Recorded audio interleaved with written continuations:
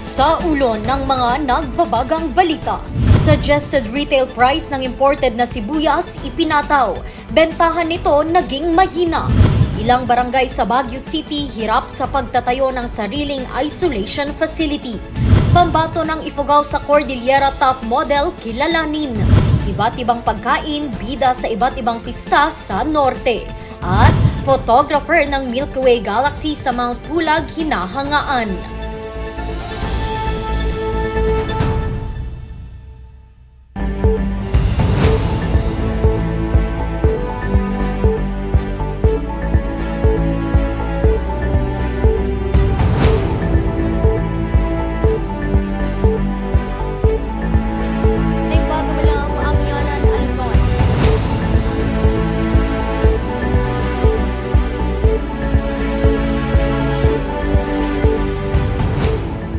Bagaman Maamyanan, Luzon. Narito na ang mga bago at may init na mga balita. Inutusan ng pamahalaang lungsod ng Baguio ang bawat barangay na magtayo na ng sariling isolation facility. Mga barangay hirap sa hiling na ito. Magbabalita Charles Limon. Noong unang araw ng Pebrero ngayong taon, formal nang isinara ang Santo Niño Hospital bilang isolation center ng mga nagpositibo sa COVID-19. Pero upang matiyak pa rin ang isolation, inutusan ng pamahalang lungsod ang lahat ng barangay na magtayo ng sariling isolation center. Isa sa mga tumugon dito ang Barangay Nulukban. Mayroon tayong location dito. Actually, paparamihin natin yung bed kung halimbawa. Kasi nakita nyo naman maluwang. Kaya niya sigurong capacity ng mga 4 siguro yun kung mabibigyan natin ng division. Under renovation pa ang kanilang pasilidad pero mayroon itong sariling banyo. Aabot sa 4 na kama ang kakasya dito. Yun lang, iisa pa lang ang kanilang kama. Actually, binigay kasi ng city yan. Yung bed na yan. Nung, galing sa may teacher's camp ang mga yan. Actually, 3 yung hinihingi ko noon. Pero sabi nila, Kap, marami pang bibigyan. So, pag may bakanti tayo, bibigay namin sa'yo. Kasi gusto ko yung talagang, meron tayo talagang nakalaan. Naka-standby muna. Nagamit din ito noong kasagsagan ng pandemya. Pwedeng home isolation, titignan namin kung pwedeng home isolation. Pero kung hindi? Kung mayroon pang bakanti dito sa barangay muna. Pero kung critical, hindi namin tinatanggap. Inaasahan sa susunod na buwan nila may isasaayos at may hahanda ang nasabing pasilidad.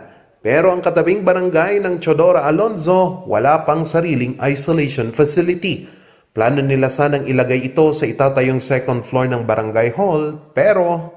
Kasi may budget na kami. Pero yung nagpabid kasi kami noon, medyo walang nagbid. Kaya nagparibid uli kami. Di ko alam kung kailan uli yung rebidding para maiposto na yung project namin ngayon na second floor ng barangay hall. Isa lang sila sa ilang barangay sa lungsod na hirap para sa pagtatayo ng isolation facility. Magsisilbi kasi itong isolation ng mga asymptomatic at mild na mga COVID-19 patients na hindi kayang mag-isolate sa kanilang mga bahay. Nakapaloob ito sa Memorandum No. 11-2023 na inilabas ni Mayor Benjamin Magalong noong ika-25 ng Enero ngayong taon. Ito rin ay bilang pagsunod sa DOH Administrative Order No. 2021-0043 o ang Omnibus Guidelines on the Minimum Public Health Standards for the Sale of Reopening of Institutions. Sa huling tala ng DOH Cordillera, aabot lang sa 2 kaso ng COVID-19 ang naitala sa lungsod. Pero sa pagbaba ng mga kaso, nadiskubre ng DOH ang unang kaso ng Omicron sa variant na XBB 1.5. Ito ang lumabas sa isinagawang biosurveillance report ng Department of Health mula January 30 hanggang February 3 ngayong taon. Ayon sa World Health Organization, itinuturing ito na variant of concern at 2 hanggang 3 beses itong nakakahawa kumpara sa orihinal na Omicron variant. Wala pa namang pahayag ang DOH tungkol dito. Charles Nicolimon para sa Luzon Headlines. Bumukal naman ang bentahan ng imported na sibuyas sa Baguio City matapos ipataw ang suggested retail price. Narito ang balita. Para kay Rose, wala pa ring tatalo sa lokal na sibuyas. Kung ikukumpara raw sa imported, bagamat mas malalaki at mura, mas nakatitipid daw sa lokal. Hindi mo siya pwedeng ilahat sa iyong lutuin. So parang ganun din. Magtitipid ka ng konti, hahatiin mo naman din siya kasi wala silang maliliit. So parang mas matipid pa rin yung kahit medyo mataas. Mas matipid pa rin i-consume. Sa pagsisimula ng anihan ng mga lokal na sibuyas, nakitaan na ng pagbaba ang mga presyo nito. Naglalaro ngayon sa 160 hanggang 180. Babad daw sa gamot yung imported. Nakikisimpatya rin sila sa hirap na pinagdadaanan ng mga magsasaka. Siyempre ma'am, mas magandang tangkilikin yung sariling atin kaysa naman dun sa mauuna yung ibang bansa ang sila ang kikita. Para matulungan na rin po yung farmers din po natin dito. Kasi usually yung farmers is naghihirap din sila para makapag-produce ng kung ano yung pangangailangan sa atin. Sakali namang tumaas muli ang presyo ng mga lokal na sibuyas, magbibenta pa rin naman muli sila ng imported na sibuyas. Kasi para lang po meron din tayong may benta ma'am. Kasi mahirap po yung iba hanahanap po nila is kung saan sila makakamura. Sa pagpasok ng mga imported na sibuyas sa bansa at Baguio City noong Enero, naglalaro sa 200 hanggang 300 pesos ang presyo ng imported na puting sibuyas. Ngayon, nasa 140 hanggang 180 na lamang ito kada kilo. Pero simula ngayong araw, ipinatutupad na ng Department of Agriculture ang 125 pesos na SRP kada kilo ng imported na puting sibuyas. Wala naman daw problema sa mga tendero sa palengke ng Baguio, pero sana'y ipaubos muna sa kanila ang naunang mga imported white onions na nakuha nila sa mas mataas na presyo bago sila sumunod sa ipinatutupad na SRP. Randy Guzman para sa Luzon Headlines. Namahagi naman ang iba't ibang ahensya ng pamahalaan sa Cordillera ng iba't ibang mga tulong. Magbabalik sa report, Charles Limon. 16 na benepisyaryo sa Mountain Province ang initeran ng tulong ng Department of Labor and Employment Cordillera. Ang mga ito ay pawang mga biktima ng magnitude 7.2 na lindol noong Hulyo noong nakarang taon. Ilan sa mga ipinamahagi ay mga makinarya sa pagsasaka na makakatulong sa kanilang paghahanap buhay. Sa Barangay Mainit sa Bontoc Mountain Province naman, inaasang makakatulong sa mga coffee growers ang itatayong Coffee Consolidation Processing at Marketing Enterprise Project. Nagkakalaga ito ng 11.12 million pesos. Ang nasabing proyekto ay nasa ilalim ng Philippine Rural Development Project ng ahensya katuwang ang isang grupo. Inaasahan ng ahensya na makakatulong ito sa paglago ng industriya ng kape sa Cordillera. Mga sisiw at patuka naman ang ipinamahagi ng Department of Agriculture Cordillera sa higit 100 magsasaka sa Abra. Bawat benepisyaryo ay nakatanggap ng 15 sisiw at 15 kilo ng patuka. Ang nasabing tulong ay parte ng Quick Response Rehabilitation Program ng ahensya para sa mga biktima ng lindol noong nakarang taon. Charles Nicolimon para sa Luzon Headlines. Susunod, pambato ng Ifugao sa Cordillera Top Model kilalanin. Yan at iba pang mga balita. Abangan!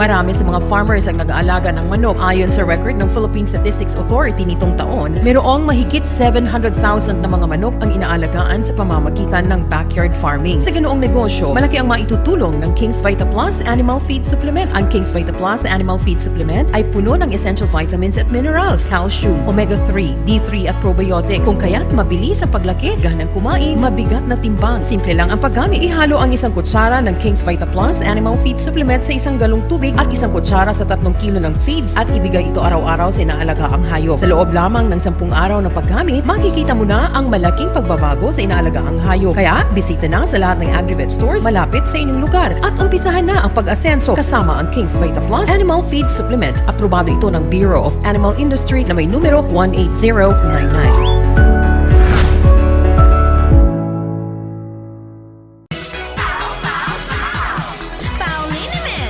Masakit ba ang likod, ang kasu-kasuan?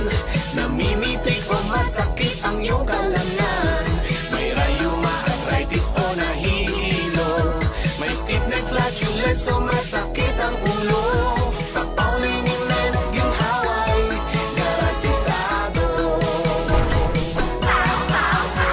Pauliniment, isang pahid ka lang. Bulok, maliliit at hindi ba malusog ang inyong mga halaman? Omega Green ang kasagutan. Ihalo lang ang 2 kutsara nito sa isang maliit na container at kaunting tubig.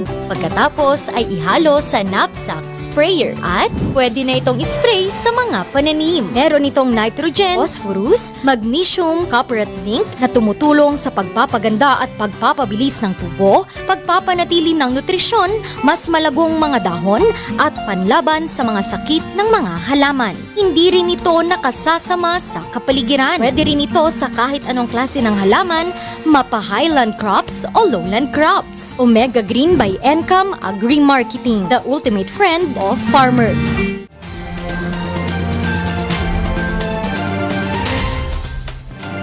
Ginanap naman noong linggo ang kauna-unahang Cordilleras Top Model Ifugao.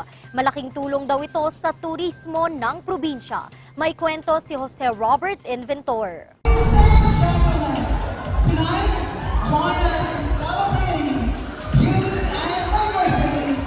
Suot ang iba't ibang disenyo ng mga kasuotang gawa sa Inabel. Rumampa ang 23 modelo sa unang edisyon ng Cordilleras Next Top Model 2023 sa bayan ng Lagawi, Ifugao. Isa sa mga rumampa ang 17 anyos na modelo na si Mark. Hindi naging dream sa akin na maging model before, but as I go on with my journey, na-introduce sa akin ito, and I started modeling last year. Bukod sa mga modernong disenyo, ibinida rin ng mga kalahok ang kanilang tradisyonal na kasuotan at kultura. Todo suporta naman ang mga manonood. Malaking tulong rin umano ang nasabing kompetisyon sa turismo ng probinsya. Ito ay bilang host ng itong event, which is sa tingin ko is makakatulong for us to promote, the tourist destinations, not only tourist destinations but our clothing, the Inabel. Biyaya naman kung ituring ni Estrella ang nasabing kompetisyon. Isa kasi siya sa mga nakatanggap ng 6 na taong educational assistance para sa kanyang 2 anak. Actually sir, hindi ko alam na isa ako dito, pero masayang-masaya ako. Kasi pagdating namin dito, sabi ni Bata Mary Jane na siya po ang isa po yung anak ko. Malaking tulong ito sa akin. Sa goal namin is to create events na hindi lang yung events lang. We want it to be may sariling advocacy and it should be guided by a real purpose. Sa huli, tinanghal na Cordilleras Top Model Ifugao si Mark Rohan Akangan ng Banawe.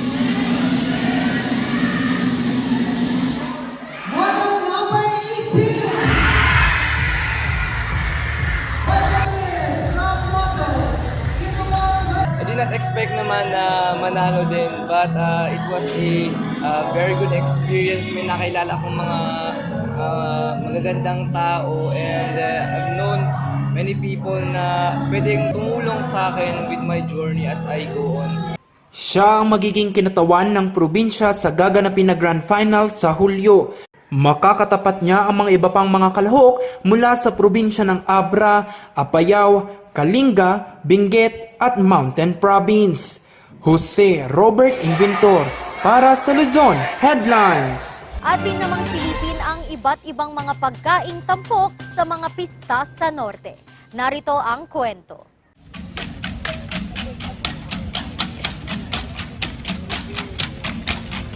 Napuno ng kasiyahan ng probinsya ng Kalinga sa pagbubukas ng kanilang ika-4 na Bodong Festival sa Tabuk City.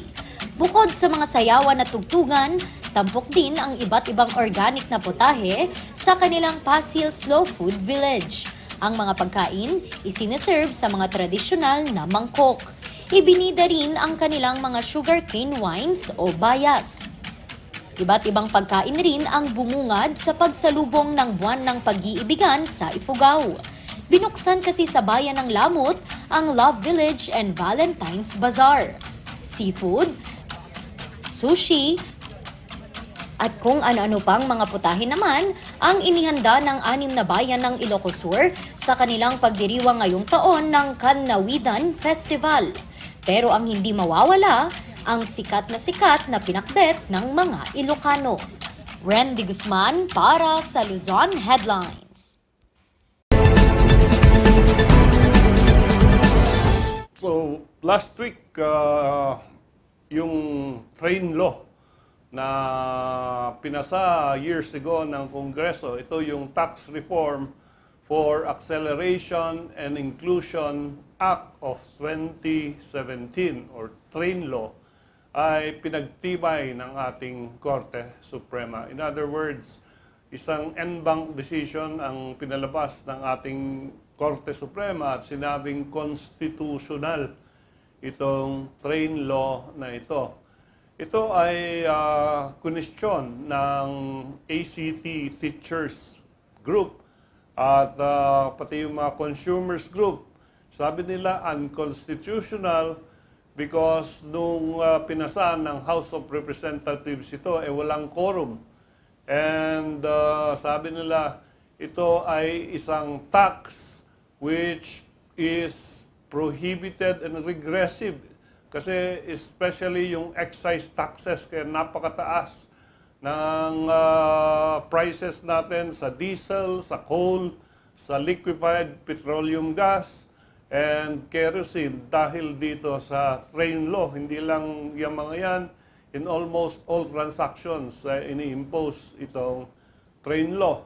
Sabi din ng mga petitioners dito, anti-poor at lalong pinapahirap ang sambayanang Pilipino. And the Supreme Court in its decision said, hindi naman tama na sabihin yung walang quorum because nagkaroon ng bicameral conference committee between the House of Representatives and the Senate, and yung committee report ng bicameral committee dinala sa House of Representatives and kinonfirm nila yung report. In other words, ito sabi ng Korte Suprema, kahit walang quorum nung pinasa nung araw na yon, na-confirm naman na cure yung defect nung yung kinonfirm ng House of Representatives yung bicameral conference report. At ang sabi naman sa tungkol sa sinasabing anti-poor na masyadong prohibitive, masyadong regressive itong tax na ito, ang sabi ng Supreme Court, hindi naman fix yan. Itong train law, ino-orderan lang ang Kongreso na gumawa ng a progressive system of taxation. So, merong mga rates at ina-adjust yung mga rates from time to time, depende sa need ng ating Bureau of Internal Revenue at ng gobyerno. So, on this note, sabi ng Korte Suprema, hindi rin na-approve na yung sinasabi niyong anti-poor, general statement at hypothetical lang, no? Walang data na naibigay yung petitioners, walang proof na anti-poor, hindi sila nag-present ng ebidensya na maraming naghirap dahil sa train law. Susunod, photographer ng Milky Way Galaxy sa Mount Pulag hinahangaan. Ang kanyang kwento alamin sa pagbabalik ng Luzon Headlines.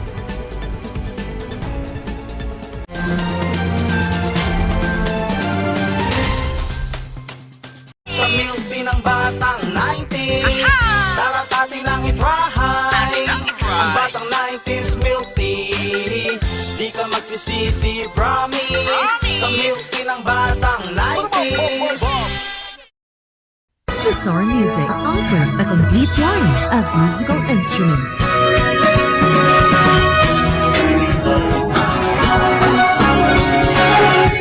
Bizarre Music, Baguio's pioneer in online music and art lessons.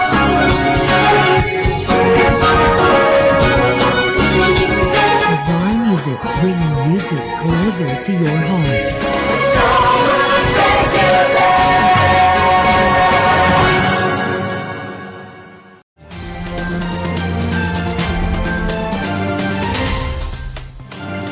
Hinahangaan ngayon ng isang photographer na mula sa Bacolod dahil sa kinuha nitong litrato ng Milky Way sa Mount Pulag. Atin niyang silipin kay Jose Robert Inventor. Taong 2016 nang mahilig sa landscape photography si Kimuel. Iba't ibang lugar na sa bansa ang kanyang napuntahan. Be at peace with myself. So parang parang corny siyang pakinggan, but yun, parang I find peace, parang nare-regenerate yung mental health ko, that's really the benefit of going out there. So more than just the photos, it's really about the process of going to places that has a good effect sa mental well-being ko po. Bagamat marami nang napuntahan na lugar, isa sa mga gusto niyang puntahan ang Mount Pulag. Kaya noong February 1, kasama ang 16 pang mga photographers, inakyat nila ang itinuturing na ikatlong pinakamataas sa bundok sa bansa. And I actually joined a photo tour. So basically, sumabay ako sa pag-akyat ng mga photographers. So sa group photographers kaming lahat. So yun, part of that is yung akyat namin, yung pakay talaga is to photograph Mount Pulag.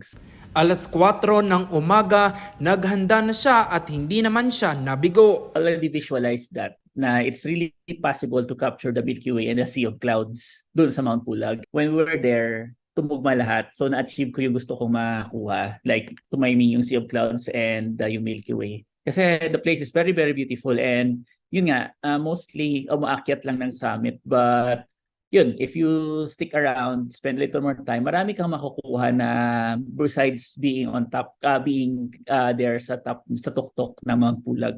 Mas maganda raw kasing kuhanan ito sa unang quarter ng taon. At this time of the year, yung Milky Way, yung galactic core, is rising a few hours before sunrise. Kaya dun, if makikita mo sa picture, yung horizon nag-glow na kasi yan yung rising sun. Bukod sa Milky Way at Sea of Clouds, nakuhanan niya rin ng litrato ang isang phenomenon na kung tawagin ay broken spectre. Ito ay nangyayari kapag tumatama ang ilaw sa hamog kung saan gumagawa ito ng rainbow halo. Balak pa ni John na kumuha ng iba't ibang litrato sa Cordillera sa kanyang pag-iikot sa iba't ibang kabundukan ng rehiyon. Jose Robert Inventor para sa Luzon Headlines. At yan ang mga balitang nakalap ng Luzon Headlines ngayong araw. Muli, maraming salamat at magandang araw sa ating lahat.